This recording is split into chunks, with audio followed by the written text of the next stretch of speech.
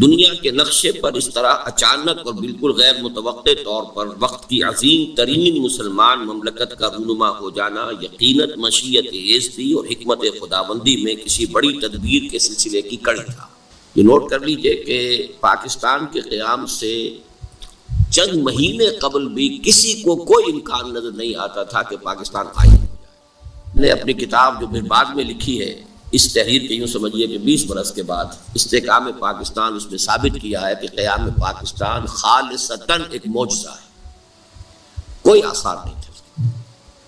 جب سن 46 میں قائد اعظم نے کیبنٹ مشن پلان کو تسلیم کر لیا تو کم سے کم اس کے معنی یہ تھے کہ 10 سال تک کے لیے کم از کم انہوں نے ایک آزاد اور جداگانہ مملکت کے مطالبے سے دستبرداری اختیار کر لی۔ یہ 46 میں ہوا ہے۔ اس حوالے سے یہ بالکل معجزہ ہے، اور معجزے کا اصل سبب کیا ہے وہ میں پچھلی مرتبہ بیان کر چکا ہوں۔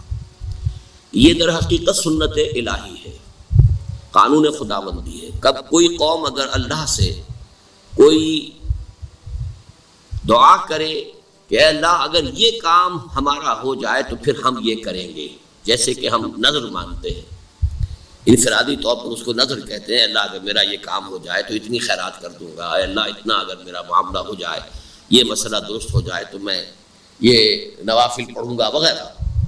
تو در حقیقت یہ اجتماعی سطح پر پوری قوم کا ایک معاملہ تھا اللہ کے ساتھ کہ ہمیں انگریز اور ہندو کی مشترکہ غلامی سے نجات دے تو ہم تیرے دین کو قائم کریں گے، تیرے نبی کا جو نظام ہے اس کو نافذ کریں گے۔ یہ ہے اصل میں وہ چیز کہ جس کے نتیجے میں پھر اللہ کی سنت یہ ہے کہ پھر وہ کام کرتا ہے۔